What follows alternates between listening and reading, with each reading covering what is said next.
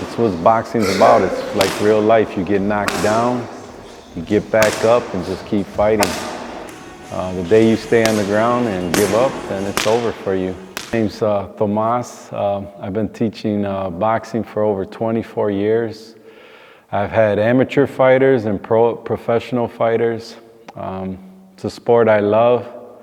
I got involved in boxing when I was young. I was watching TV as a little kid. It might sound funny, but I seen this movie Rocky when I was maybe about 9, 10 years old, and I just fell in love with how he worked so hard. He wasn't a perfect fighter, but he worked very hard when he fought in the ring, and he still had tough things and trials in life, but he never quit. And that's something that just drew me near to boxing. But like many of the kids, I didn't have no guidance. I didn't stay involved long.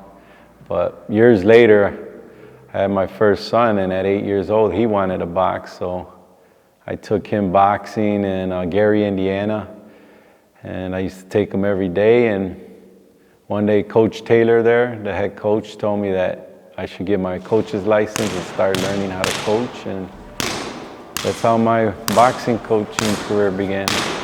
Before I became a Christian, I lived the street life. It was just all about me. And when God came and called upon me, He teaches me that it's not about me, it's about serving others, sharing about God, how good He is to us, that we don't even pay attention to Him. And, He gets us up out of the bed every morning, gives us sight. He gives us the ability to walk and breathe. People just don't think about the simple stuff that He does for us. We just always want more and more. I made many mistakes in my life, and that's why I feel I could relate to these kids in the street these days. But it's a little more difficult sometimes because they see me how I am now, not how I was before, and they think that I didn't do nothing really too bad in the past. And I have. Like everybody has sin in their life. Some want to talk about it, some don't. But kids could tell when you're genuinely there to help them. And so I try to work with them, and I try to treat this program as like real life. You have to come on time, you have to come with your equipment, you have to put in the work. Like I said, I don't charge, but the way they pay me back is working hard in the gym, just like real life. You have to show up at work with your equipment, you have to put in the work that you're getting paid for. And that's how life is. A lot of them don't want the discipline, some do. The boxing program that we provide here is different than others because one big thing, we don't charge. We're volunteering our time. And we talk about the Lord a lot here. There's no cussing in here, there's no kind of trouble gangs coming here with different colors. It's very disciplined, it's a tough sport. There's a lot of discipline involved as far as whenever you're finished with maybe hitting the heavy bags or jumping rope, you're always going to another routine.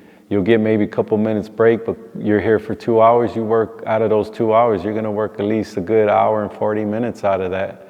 So, and we pay attention to you. That's one big difference. I've been to many other gyms that they're crowded and they have a lot of people, but if you look around, they're not really doing anything but talking, playing around.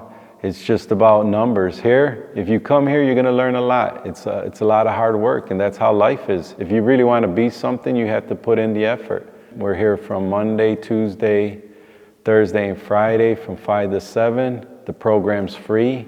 Without this gym and the equipment that God provides, nobody would come in here. So He provides somebody that wants to work out, and they get to know me, and then they're willing to hear me share the word with God, about God. And not too many people are just going to stop and talk to you about God, but if they feel that you're genuinely helping them out, they're willing to give you the benefit of doubt to hear about God, and then they want to see how you're living your life. I'm not perfect, never will be in this world, but I let them know I have mistakes and I make mistakes, and that we have to learn from our mistakes, and how God's changed my life and how God could change their life if they're open to God. Like I said, I try to build champions for God in the world, not just in the ring. And maybe one of them will be a champion in the ring, maybe not. But the point is that when they leave here, hopefully that seed is planted and God grows it, and they grow to be a godly man, godly husband and godly father.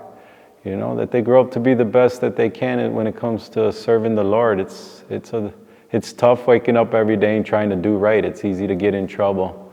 And so that's my mission here, is to expose them to the Lord and show them that there's still God looks out for them every day without them even knowing.